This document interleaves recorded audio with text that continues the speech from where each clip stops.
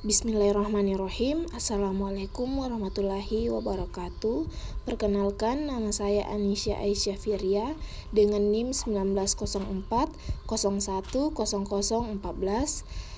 Baik, materi yang saya akan bawakan yaitu surat berharga. Materi yang akan kita bahas pada surat berharga yang pertama, pengertian surat berharga, kedua, fungsi surat berharga, ketiga, dasar hukum surat berharga, keempat, penggolongan surat berharga menurut isi dari perikatannya, yang kelima, dasar mengikat pihak-pihak yang terlibat dalam penerbit surat berharga, bagian A teori dasar, yang bagian B perikatan dasar, dan yang keenam, surat berharga yang diatur dalam KUHD, dan yang terakhir adalah surat berharga di luar KUHD. Bagian A, pengertian surat berharga. Surat berharga adalah sebuah dokumen yang diterbitkan oleh penerbitnya sebagai pemenuhan suatu prestasi berupa pembayaran sejumlah yang sehingga berfungsi sebagai alat bayar yang di dalamnya berisikan suatu perintah untuk membayar kepada pihak-pihak yang memegang surat tersebut, baik pihak yang diberikan SB oleh penerbitnya ataupun pihak ketiga kepada siapa SB tersebut telah diahlikan. Atau surat berharga merupakan dokumen yang memiliki nilai dilindungi oleh hukum dan diakui oleh negara. Biasa, surat berharga erat kaitannya dengan kepentingan transaksi perdagangan, penagihan, pembayaran, dan sebagainya. Bagian B, fungsi surat berharga. Fungsi surat berharga ada 3. Yang pertama, sebagai alat pembayaran, yang kedua sebagai alat pemindahan hak tagih, dan yang ketiga sebagai surat legitimasi. Bagian C, dasar hukum SB. KUHD misal terhadap wesel, cek, surat sanggup, promise atau unjuk, dan perundang-undang lain untuk surat-surat berharga lainnya.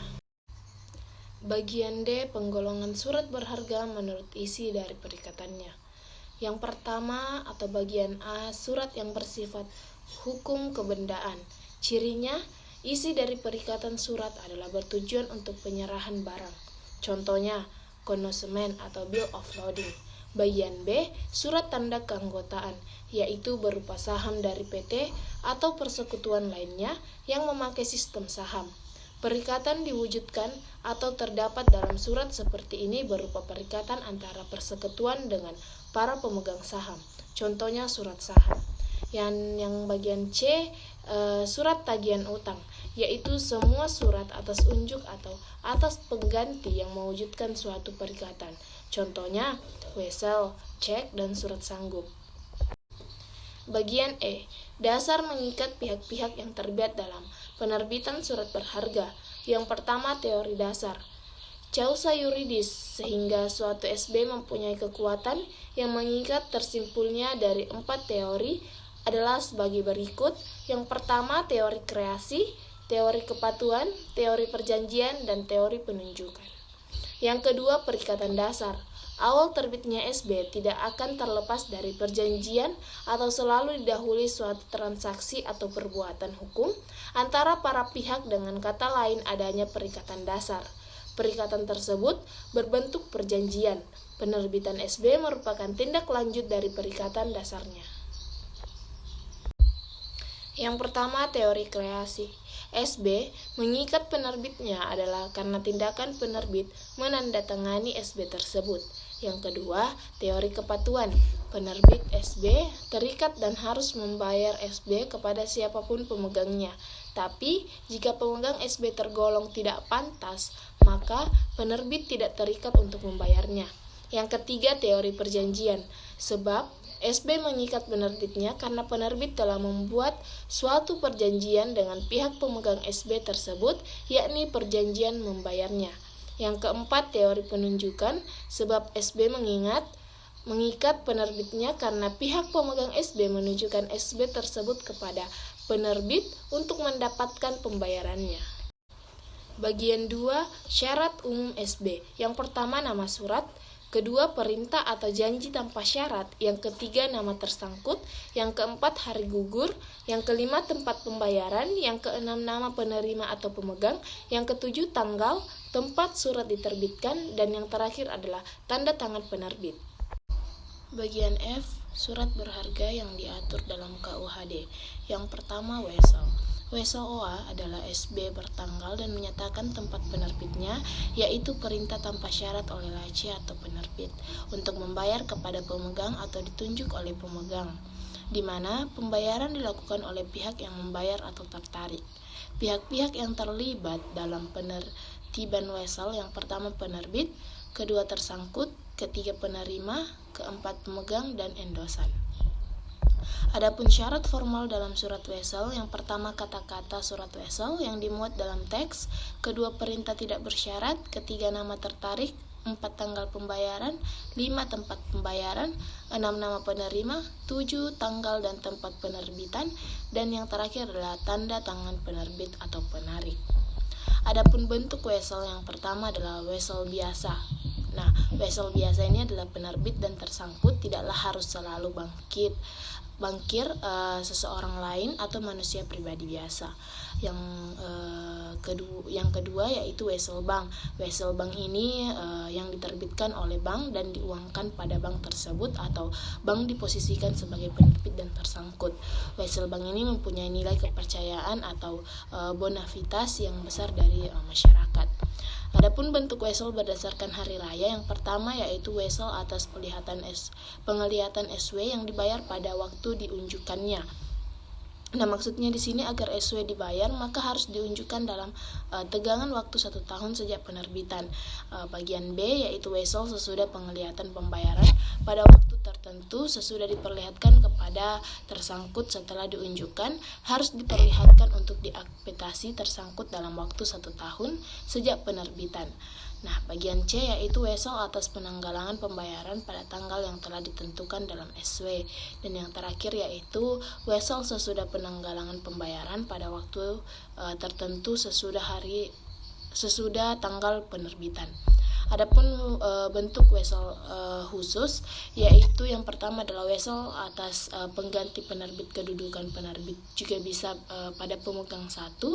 Yang kedua yaitu wesel atas penerbit sendiri, kedudukannya penerbit juga sebagai tersangkut, misalnya kantor pusat memerintahkan kantor cabang untuk membayar kepada pemegang. Bagian C yaitu wesel in caso atau wesel yang memberikan kuasa kepada pemegangnya untuk menagih sejumlah uang kepada tersangkut.